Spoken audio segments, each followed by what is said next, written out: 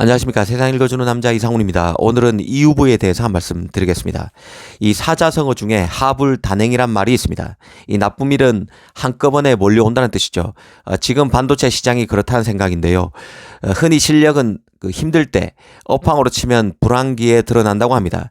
하지만 이건 잘 나갈 때는 의미가 잘 와닿지 않는 얘기인데요. 힘든 때가 돼야 실감이 난다는 뜻입니다. 지금 반도체 시장이 딱 그런 모양새입니다. 최근 1, 2년 새 다시 한번 되짚어 보면 예전에는 상상도 할 수 없는 일들이 반도체 시장에서 많이 벌어졌습니다. 이 10나노 이하 칩을 양산도 하지 못할 만큼 망가진 인텔이 이 파운드리 시장에 뛰어들었습니다.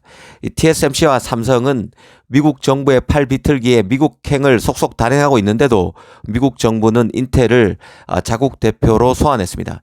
이는 그 칩포로 동맹을 하나로 묶는 것과 개별 기업 간의 경쟁은 전혀 다른 차원의 현실임을 냉정하게 보여주는 사건입니다.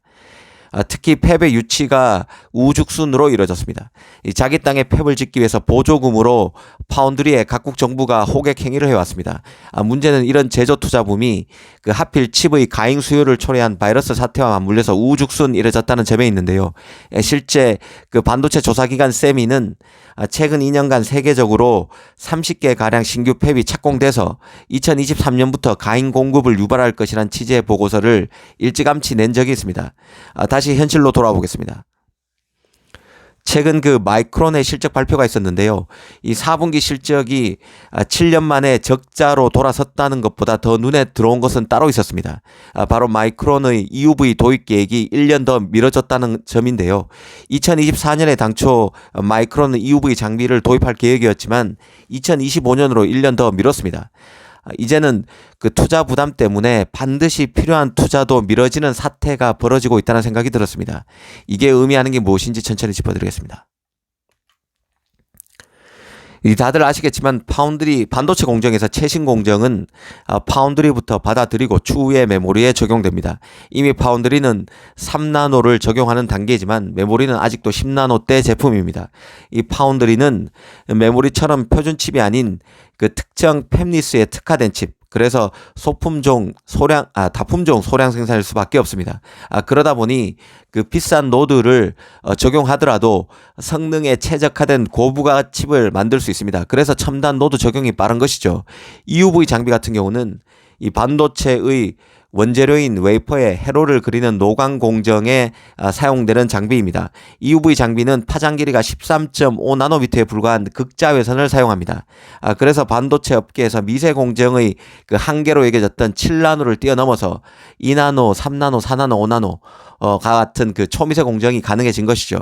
이렇게 되면 이 반도체 크기, 칩의 크기가 줄고 에너지 소모도 감소합니다. 성능은 높아지고 웨이퍼 한 장으로 더 많은 반도체 칩을 만들 수 있어서 생산성이 높아집니다.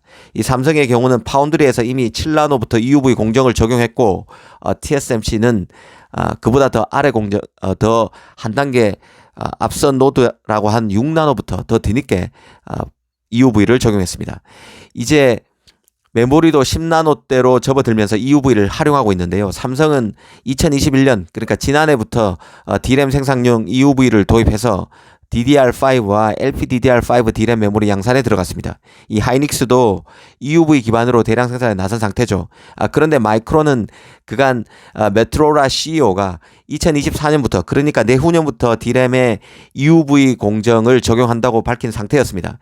그때까지는 EUV 장비 없이도 차세대 D램을 만들 것이라고 적극적으로 광고해 왔었는데요. 실제로 마이크론은 여기에 맞춰서 10나노급 4세대와 5세대 제품을 내놓기도 했습니다. 사실 그간 마이크론은 자신의 탈 EUV 전략을 적극적으로 강조하면서 생산비 절감에 도움이 된다는 입장이었는데요. EUV 장비 한 대가 2천억에서 2,500억 원이 넘는 만큼 장비 확보 경쟁에 매몰되지 않겠다는 입장이었습니다. 하지만 그렇게 EUV 장비 없이 만들었다는 4세대, 5세대 D램이 삼성보다 확실히 가격 경쟁력이 있다는 얘기는 아직 없습니다. 마이크론의 최신 D램이 그렇게 원가 경쟁력이 탁월하다면 지금 같은 불황기에 생산을 줄이는 감산 결정을 마이크론이 할 리가 없습니다. 불황은 마이크론이 그간 강구했던 EUV 장비 활용 없는 D램 개발과 양산의 장점이 가장돼 있음을 보여준다는 생각이 듭니다. 사실 EUV 장비를 적용하는 이유는 바로 비용을 줄이기 위한 것입니다. EUV가 없으면 기존의 멀티 패터닝 방식을 적용해야 합니다. 이는 노광 공정을 몇 번은 더 거쳐야 한다는 뜻이죠. 여러 번 공정을 돌려야 한다는 얘기는 공정이 더 늘어난다는 뜻으로 원가 증가로 이어집니다. 마이크론으로서는 투자할 자금 부족으로 EUV 공정 도입이 늦어지고 있음을 가리기 위해서 EUV 없는 4세대, 5세대 디램을 만들었다고 광고했을 수 있다는 생각입니다. 이번에 마이크론이 결국 EUV 장비 도입을 1년 늦추기로 했다고 발표하는 것을 보고 개인적으로 이런 생각이 더 들었습니다.